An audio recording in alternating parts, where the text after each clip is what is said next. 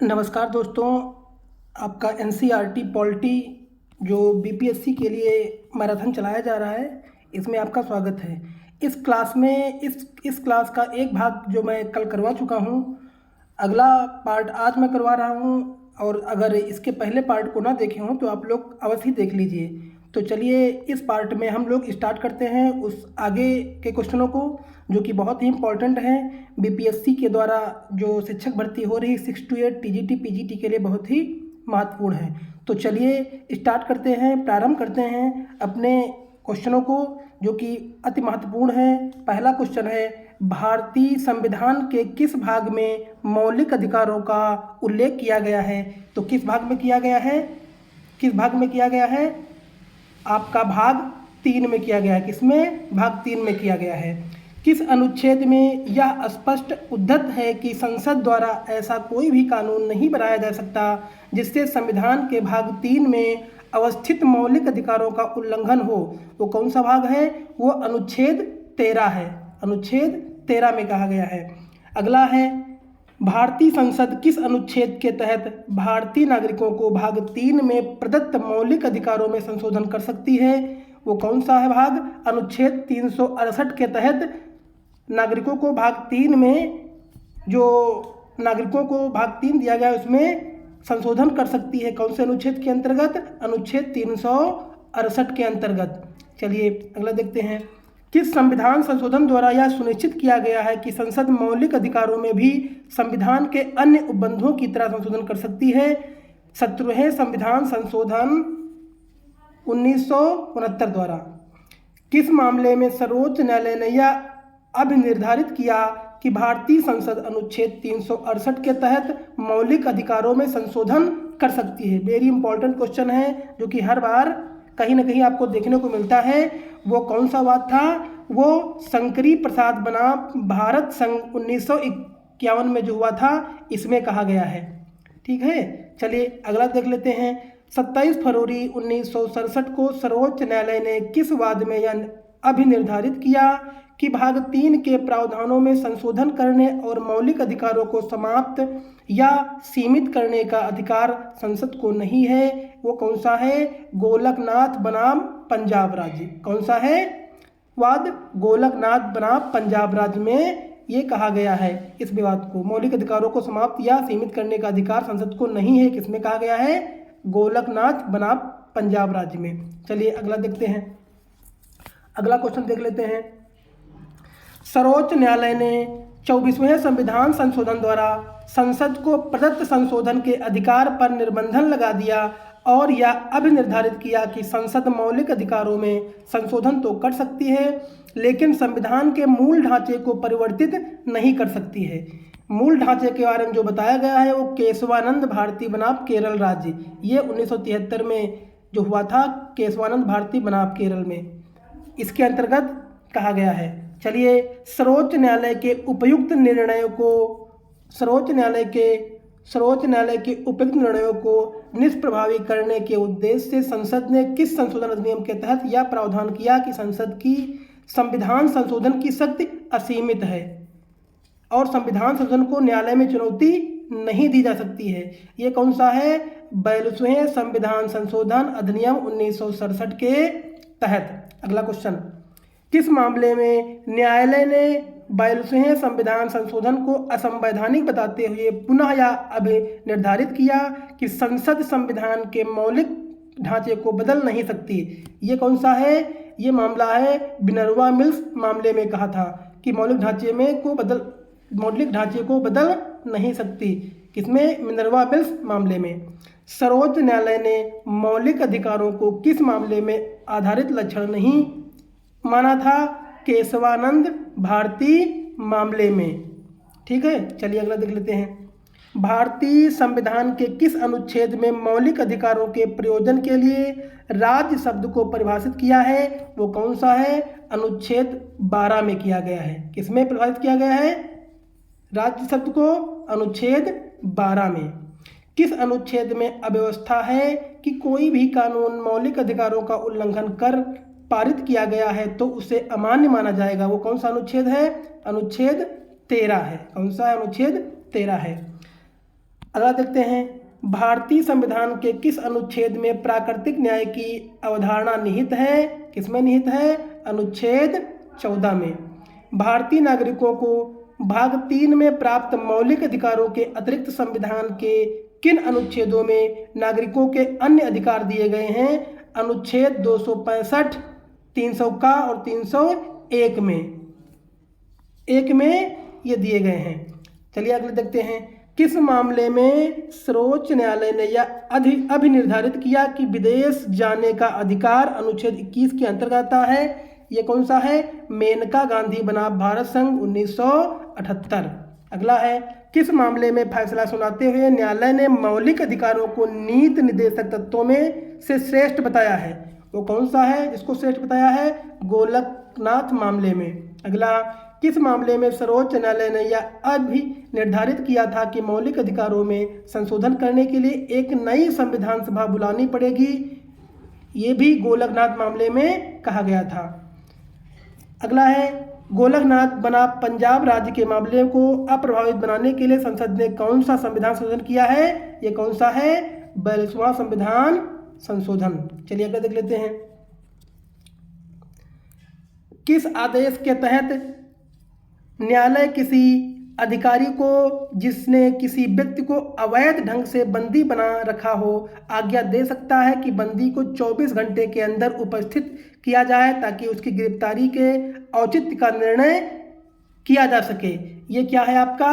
बंदी प्रत्यक्षीकरण। ये क्या है आपका? बंदी प्रत्यक्षीकरण के तहत 24 घंटे के अंदर उपस्थित करने का आदेश दिया जाता है। अगला है, दोस्तों इस तरह के क्वेश्चन आपके बीपीएससी में बहुत ही आते हैं, इसलिए आप लोग बहुत ही अच्छी तरीके से इसको देख लीजिए और याद कर लीजिए।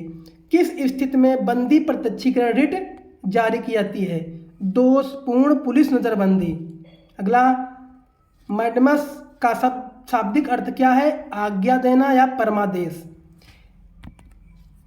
किसी आदेश के तहत न्यायालय द्वारा किसी अधिकारी, संस्था अथवा निम्न न्यायालय को अपने कर्तव्यों के पालन के लिए आदेश दिया जाता है, ये उसे क्या बोलते हैं? परमादेश बोलते हैं। परमादेश रिट किन व्यक्तियों के प्रति जारी नहीं की जा सकती है? निजी व्यक्तियों के प्रति नहीं जारी की जाती है। परमादेश रिट और किसके प्रति जारी नहीं की जा सकती है? परमादेश रिट और किनके प्रति जारी नहीं की जा सकती है? राष्ट्रपति के प्रति नहीं, राज्यपाल के प्रति नहीं, हाई कोर्ट एवं सुप्रीम कोर्ट तथा संसद के प्रति जारी परमादेश रिट नहीं की जाती है।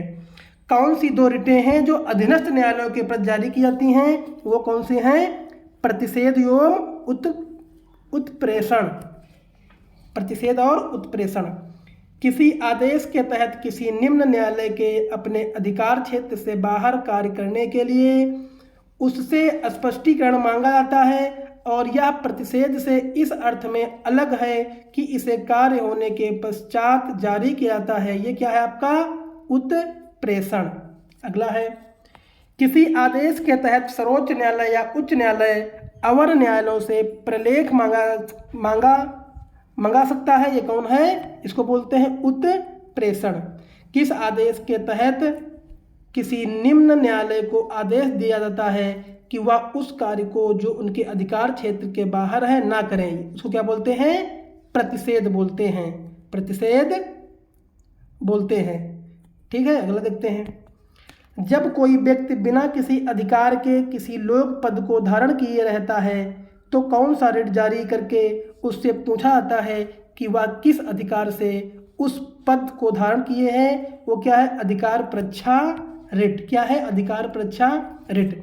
चलिए अब जो राज्य के नीति निर्देशक तत्व हैं, इनके जो इम्पोर्टेंट क्वेश्चन हैं जो आने की संभावना है उसके बारे में हम लोग थोड़ा देख लेते हैं। उन क्वेश्चनों को हम रिवीजन कर लेते हैं। चलिए, भारतीय संविधान के किन अनुच्छेदों में राज्य के नीति निर्देशक तत्वों का उल्लेख पाया जाता है? एक और अनुच्छेद 36 से 51 तक। नीति निर्देशक तत्वों का उल्लेख भारतीय संविधान के किस भाग में है? भाग 4 में है। किसमें है? भाग 4 में। संविधान में राज्य के नीति निर्देशक सिद्धांतों को शामिल करने का मुख्य उद्देश्य क्या है? मुख्य उद्देश्य क्या है?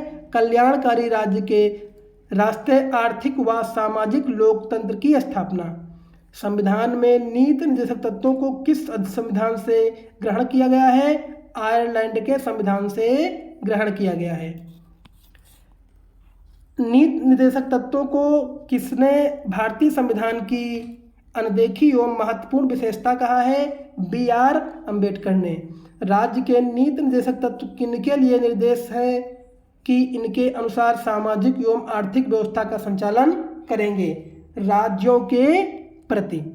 किसने कहा था कि जहां मौलिक अधिकारों और निर्देशक तत्वों में विरोध हो वहां निर्देशक तत्वों की वरीयता दी जानी चाहिए? वो कौन है? जवाहरलाल नेहरू। किसने कहा था? जवाहरलाल नेहरू ने कहा था। चलिए देखते हैं, किस अनुच्छेद के तहत राज्य का यह दायित्व बताया गया है कि वह सामाजिक, आर्थिक एवं राजनीतिक न्याय से युक्त एक समाज व्यवस्था का विकास करते हुए लोगों के कल्याण का मार्ग प्रशस्त करे? वो कौन सा है? अनुच्छेद 38 के तहत कहा गया है। अब देखिए, राज्य के नीति निर्देशक तत्व में कौन कौन से जो महत्वपूर्ण अनुच्छेद हैं 36 से 51 तक जो आते हैं उसमें हम देख लेते हैं। पहला आपका क्या है? अनुच्छेद 36 में परिभाषा दिया गया है। अनुच्छेद 37 में इस भाग में अंतर्विष्ट तत्वों को लागू किया गया है। अनुच्छेद 38 में राज्य लोक कल्याण की अभिवृद्धि के लिए सामाजिक व्यवस्था बनाएगा। अगला अनुच्छेद 39 राज्य द्वारा अनुसरणीय कुछ नीति निर्देशक तत्व हैं। अनुच्छेद 39 का समान न्याय और निःशुल्क विधिक सहायता। अगला अनुच्छेद 40 में ग्राम पंचायतों का गठन। अनुच्छेद 41 कुछ दशाओं में काम, शिक्षा और लोक सहायता पाने का अधिकार। अनुच्छेद 42 में काम की न्याय संगत और मानवोचित दशाओं तथा प्रसूति सहायता का उपबंध।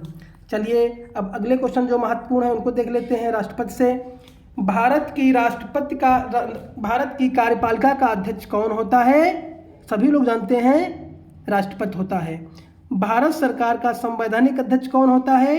राष्ट्रपति। अनुच्छेद 52 के अनुसार भारत का एक राष्ट्रपति होगा जिसमें संघ की कार्यपालिका शक्ति निहित होगी और वह इसका प्रयोग संविधान के अनुसार स्वयं अथवा अपने अधीनस्थ अधिकारियों के द्वारा करेगा।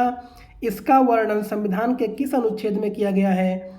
किसमें किया गया है? अनुच्छेद 53 में किया गया है। राष्ट्रपति का कार्यकाल 5 वर्ष का होता है। राष्ट्रपति के कार्यकाल संबंधी यह व्यवस्था किस अनुच्छेद में है? अनुच्छेद 56 के 1 में है। ठीक है, अगला देखते हैं। भारत का राष्ट्रपति अनुच्छेद 56 1 के तहत अपना त्यागपत्र किसे सौंपता है? उपराष्ट्रपति को। राष्ट्रपति के त्यागपत्र की सूचना उपराष्ट्रपति अनुच्छेद 56 के तहत तुरंत किसे देता है? लोकसभा अध्यक्ष को। दोस्तों कुछ इंपॉर्टेंट क्वेश्चन है और कुछ कठिन भी हैं और कुछ सरल भी हैं, इसीलिए आपका एग्जाम बहुत नज़दीक है। आप लोग सारे क्वेश्चनों को रिपीट कर लीजिए। अगला देखते हैं, राष्ट्रपति पद के लिए विभिन्न शर्तों का उल्लेख किस अनुच्छेद में किया गया है? अनुच्छेद 59 में किया गया है। किसमें? 59 में। संविधान के अनुसार राष्ट्रपति की सहायता और सलाह के लिए एक मंत्रिपरिषद होगी जिसका मुखिया प्रधानमंत्री होगा और राष्ट्रपति मंत्रिपरिषद की सलाह से कार्य करेगा। इसका वर्णन किस अनुच्छेद में किया गया है? अनुच्छेद 74 में किया गया है। किसमें किया गया है? अनुच्छेद 74 में। मंत्रिपरिषद द्वारा दी गई सलाह को राष्ट्रपति पुनर्विचार के लिए लौटा सकता है। राष्ट्रपति इस पुनर्विचार को कितनी बार लौटा सकता है? केवल एक बार। केवल एक बार लौटा सकता है। किस अनुच्छेद के अनुसार राष्ट्रपति संसद का अभिन्न अंग है? अनुच्छेद 79 के अंतर्गत। अगला है, भारत के राष्ट्रपति की तुलना किस देश के सम्राट से की जा सकती है? किससे की जाती है? ब्रिटेन से। भारत में शासन पद्धति की कौन सी व्यवस्था अपनाई गई है? संसदीय व्यवस्था अपनाई गई है। भारत की संसदीय शासन व्यवस्था किस देश की देन है? ब्रिटेन की देन है। कौन सी शासन व्यवस्था में राष्ट्र के प्रमुख एवं शासन के प्रमुख में अंतर किया जाता है? संसदीय शासन व्यवस्था में। भारतीय संविधान के अनुसार भारत का प्रथम नागरिक कौन होता है? राष्ट्रपति होता है। भारत की तीनों सेनाओं थल सेना, वायु सेना एवं जल सेना का सर्वोच्च सेनापति कौन है? राष्ट्रपति होता है। भारतीय राष्ट्रपति पद के लिए उम्मीदवार की न्यूनतम आयु, जो कि बहुत आसान है, सभी लोग जानते हैं, 35 वर्ष। चलिए अगला देख लेते हैं। राष्ट्रपति एवं उपराष्ट्रपति के चुनाव में यदि कोई विवाद होता है तो उसका निर्णय कौन करता है? सर्वोच्च न्यायालय। भारत के राष्ट्रपति का चुनाव कौन संचालित करता है? निर्वाचन आयोग। राष्ट्रपति के चुनाव में खड़े होने के लिए कितने प्रस्तावकों एवं अनुमोदकों की जरूरत पड़ती है? 50 प्रस्तावकों एवं 50 अनुमोदकों की। राष्ट्रपति के चुनाव में कौन कौन व्यक्ति भाग लेते हैं? बहुत ही इंपॉर्टेंट क्वेश्चन है, जो कि हर बार कहीं ना कहीं आपके एग्जाम में टकराता है, तो इसको हमेशा याद कर लो। संसद के निर्वाचित सदस्य एवं राज्य विधानसभाओं के निर्वाचित सदस्य। राष्ट्रपति के चुनाव में इतने लोग भाग लेते हैं। भारत के राष्ट्रपति का चुनाव कितने वर्षों के लिए होता है? जो कि सभी लोग जानते हैं, 5 वर्ष के लिए होता है। कितने वर्षों के लिए? 5 वर्ष के लिए। भारतीय राष्ट्रपति पद के लिए निर्धारित अधिकतम आयु सीमा, आप सभी लोग जानते हैं कि राष्ट्रपति के चुनाव के लिए कोई भी सीमा निर्धारित नहीं है। अगला है, राष्ट्रपति के निर्वाचन को कौन व्यक्ति चुनौती दे सकता है? सिर्फ निर्वाचक या प्रत्याशी क्या चुनौती दे सकते हैं। भारतीय राष्ट्रपति की चुनाव प्रक्रिया का उल्लेख अनुच्छेद 55 में किया गया है। वह किस अनुच्छेद के तहत शपथ ग्रहण करता है? अनुच्छेद 60 के तहत ग्रहण करता है। अगला, अगर कोई व्यक्ति एक बार राष्ट्रपति निर्वाचन हो चुका हो तो क्या वह पुनः राष्ट्रपति निर्वाचित होने के लिए पात्र होगा? हाँ, बिल्कुल हो सकता है, अनुच्छेद 57 के अनुसार। एक व्यक्ति अधिकतम कितनी बार राष्ट्रपति चुना जा सकता है? एक व्यक्ति का अधिकतम कार्यकाल कितना होना चाहिए? इस विषय में भारतीय संविधान में क्या प्रावधान है? कोई प्रावधान नहीं है। अगला देख लेते हैं। राष्ट्रपति राज्यसभा में कितने सदस्यों को मनोनीत कर सकता है? कितने सदस्यों को? 12 सदस्यों को। अनुच्छेद 80(3) के अनुसार राज्यसभा के 12 सदस्यों का मनोनयन किन क्षेत्रों में से होता है? साहित्य से होता है, विज्ञान से, कला से और समाज से होता है। अनुच्छेद 80(2) के अनुसार राज्यसभा में राज्यों तथा संघ राज्य क्षेत्रों के सीटों का आवंटन संविधान की किस अनुसूची में? 4थी अनुसूची में दिया गया है। अनुच्छेद 80(4) के अनुसार राज्यसभा में सदस्यों का निर्वाचन आनुपातिक प्रतिनिधित्व के एकल संक्रमणीय मत द्वारा होता है। इसके चुनाव में कौन भाग लेता है? राज्य विधानसभाओं के निर्वाचित सदस्य। प्रति 2 वर्ष में राज्यसभा के कितने सदस्यों की सदस्यता समाप्त होती रहती है? 1/3। कितने? 1/3। राज्यसभा में राज्यों का प्रतिनिधित्व किस पर निर्भर करता है? राज्य की जनसंख्या पर निर्भर करता है। राज्यसभा में किस राज्य के प्रतिनिधियों की संख्या सर्वाधिक है? उत्तर प्रदेश राज्य की सबसे अधिक है। राज्यसभा के सदस्यों का कार्यकाल कितना होता है? सभी लोग जानते हैं, 6 वर्ष का होता है। कितना होता है? 6 वर्ष का होता है। अगला देखते हैं। राज्यसभा का गठन पहली बार 3 अप्रैल 1952 को हुआ था। इसकी प्रथम बैठक कब हुई थी? 13 मई 1952 को हुई थी। राज्यसभा की 2 बैठकों के मध्य अधिकतम अंतर कितने महीने का हो सकता है? अधिकतर 6 महीने का अंतर हो सकता है। राज्यसभा एक अस्थायी सदन है, किंतु इनके 1/3 सदस्य हर दूसरे वर्ष सेवानिवृत्त हो जाते हैं। राज्यसभा के सदस्यों के लिए न्यूनतम आयु निर्धारित है 30 वर्ष के लिए। वह कौन सा सदन है जिसकी अध्यक्षता उस सदन का सदस्य नहीं करता? राज्यसभा। अनुच्छेद 89(1) के तहत राज्यसभा का पदेन सभापति कौन होता है? उपराष्ट्रपति होता है। राज्यसभा की प्रथम महिला सचिव कौन थी? B.S. रामास्वामी। कौन थी? B.S. रामास्वामी। राज्यसभा के सभापति की अनुपस्थिति में राज्यसभा का संचालन कौन करता है? उपराष्ट्रपति करता है। संविधान के अनुसार भारतीय न्याय व्यवस्था के शीर्ष पर भारत का उच्चतम न्यायालय है। उच्चतम न्यायालय के नीचे विभिन्न राज्यों के उच्च न्यायालय और प्रत्येक उच्च न्यायालय के नीचे अधीनस्थ या जिला न्यायालय होते हैं। उच्चतम न्यायालय की स्थापना किस अनुच्छेद के अंतर्गत की गई है? अनुच्छेद 124 के अंतर्गत की गई है। वेरी इंपॉर्टेंट क्वेश्चन है दोस्तों, इसको याद कर लेना और मन में कंठस्थ कर लेना। अगला, मुख्य न्यायाधीश तथा अन्य न्यायाधीश की नियुक्ति किसके द्वारा की जाती है? राष्ट्रपति के द्वारा। उच्चतम न्यायालय के अन्य न्यायाधीशों की नियुक्ति में राष्ट्रपति उच्चतम न्यायालय के मुख्य न्यायाधीश की सलाह लेते हैं। मुख्य न्यायाधीश की नियुक्ति से पूर्व कम से कम कितने वरिष्ठ न्यायाधीशों से परामर्श करना चाहिए? 4 वरिष्ठ न्यायाधीशों से परामर्श करना चाहिए। संविधान के अनुच्छेद 124(2) के मुताबिक उच्चतम न्यायालय के न्यायाधीशों को पद पर बने रहने की अधिकतम आयु कितनी है? 65 वर्ष। कितनी है? 65 वर्ष। उच्चतम न्यायालय के मुख्य न्यायाधीश की नियुक्ति करते समय सामान्यतः वरिष्ठता के सिद्धांत का अनुसरण किया जाता है, परंतु पहली बार इसका उल्लंघन कब किया गया है? 1973 में इंदिरा गांधी द्वारा। 1973 में इंदिरा गांधी द्वारा। उच्चतम न्यायालय के न्यायाधीश किस अनुसूची में निर्धारित प्रपत्र के अनुसार राष्ट्रपति द्वारा शपथ ग्रहण करते हैं? 3री अनुसूची में निर्धारित प्रपत्र के अनुसार ग्रहण करते हैं। अगला है, क्या सुप्रीम कोर्ट का प्रत्येक न्यायाधीश सेवानिवृत्त होने पर भारत राज्य क्षेत्र में स्थित किसी भी न्यायालय में एवं किसी भी अधिकारी के अधीन वकालत कर सकता है? नहीं कर सकता है। बहुत इंपॉर्टेंट क्वेश्चन है, हमेशा पूछा जाता है।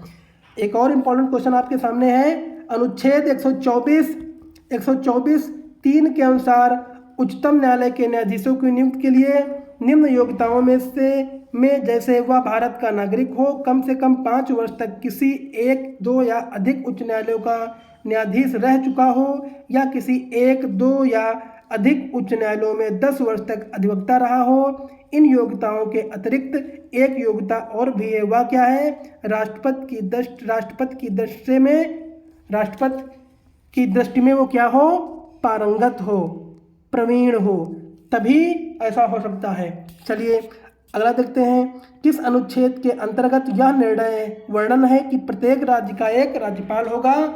ये कौन सा है? अनुच्छेद 153 के तहत। अनुच्छेद 153 के तहत यद्यपि राज्यपाल को शपथ संबंधित राज्य के उच्च न्यायालय के मुख्य न्यायाधीश दिलवाते हैं, परंतु राज्यपाल पद से हटाने की शक्ति किससे प्राप्त है?